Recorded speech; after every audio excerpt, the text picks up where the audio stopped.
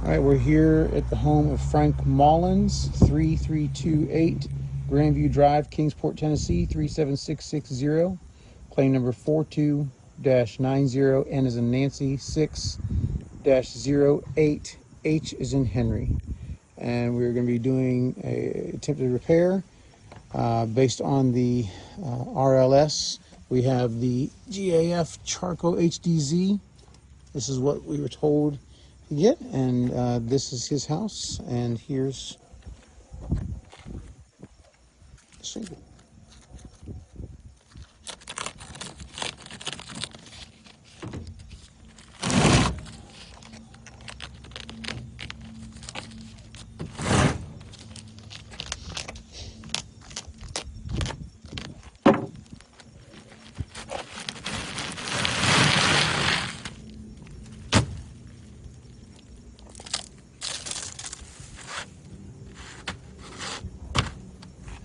Alright, so as we got there, the Timberline HDZ in charcoal. We're just going to be taking one of these shingles up there on the roof and doing a repair, so let's get into this.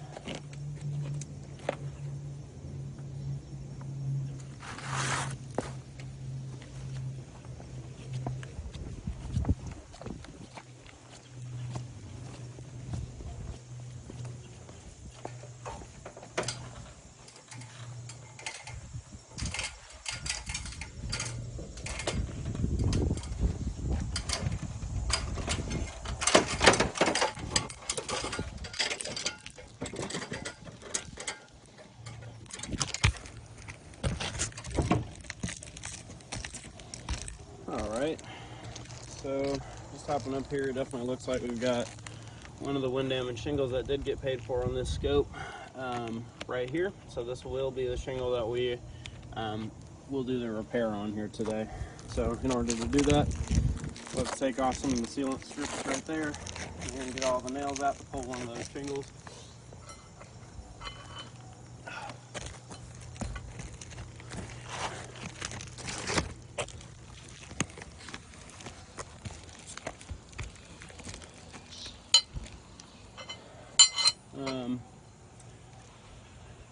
Yeah, right before we get into this, I do want to check out a couple things. Let's put this shingle up here. We'll line it up with the old one.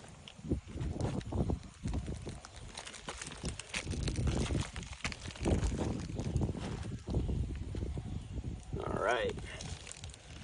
So you're gonna bring that camera over just a little bit to where we can see that this side is gonna be completely lined up with that side.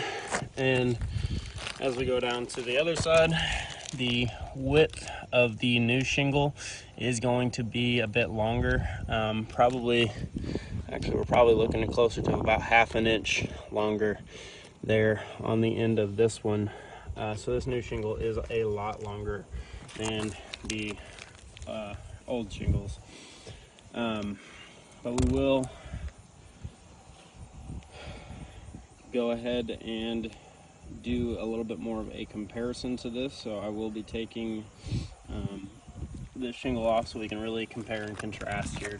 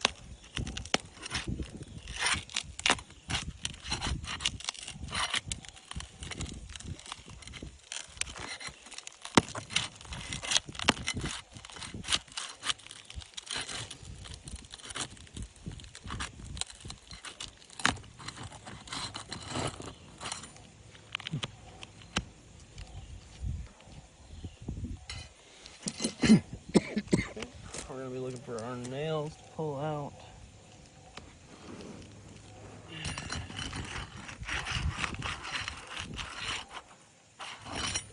Feels like we've got one right here.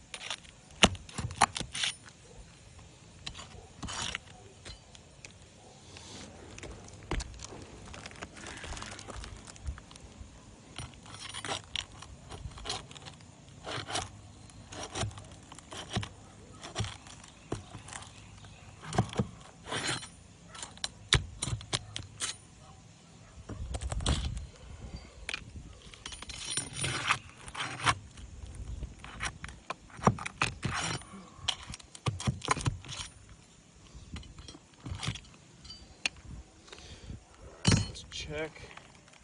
Alright, we do have all the nails out of the first nailing strip that holds the shingle in.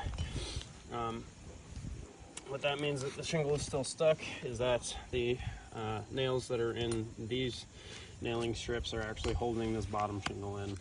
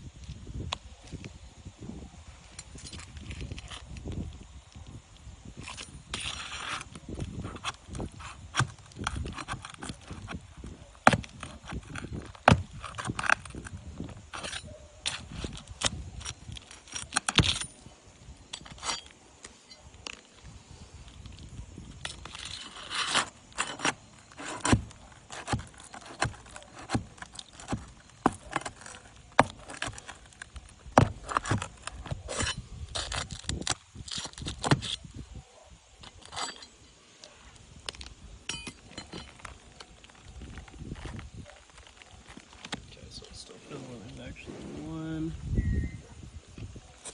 over here.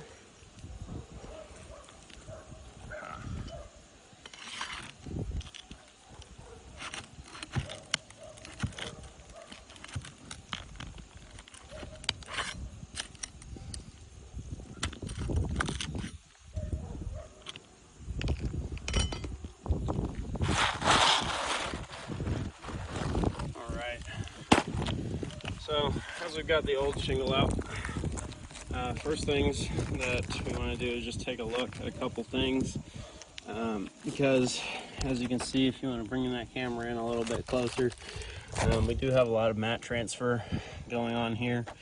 And as you saw, I was very careful with pulling up these shingles as well as some pull-throughs.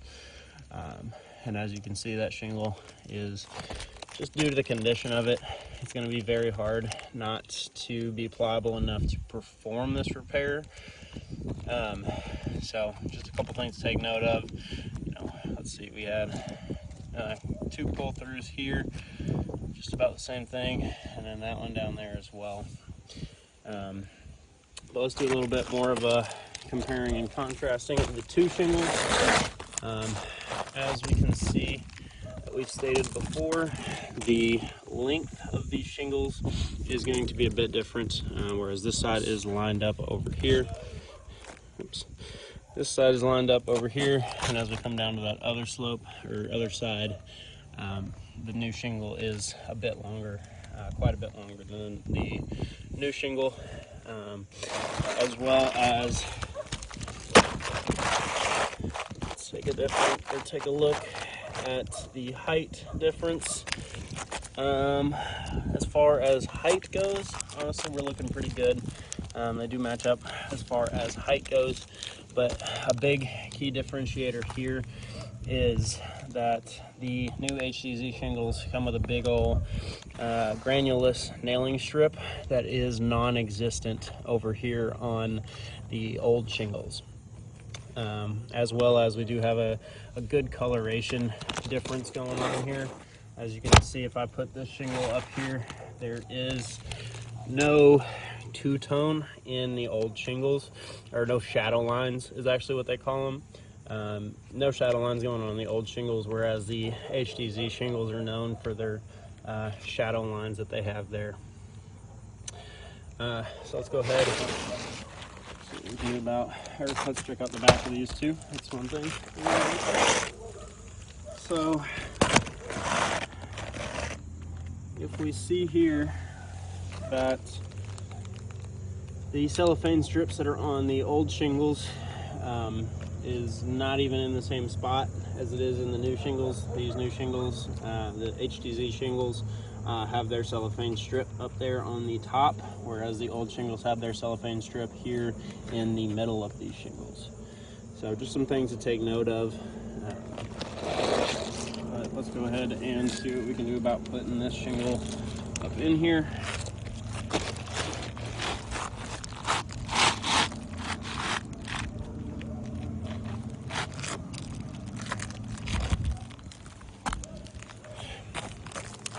And as we can see, there is a lot of differences going on just with sliding the shingle in place of the old one.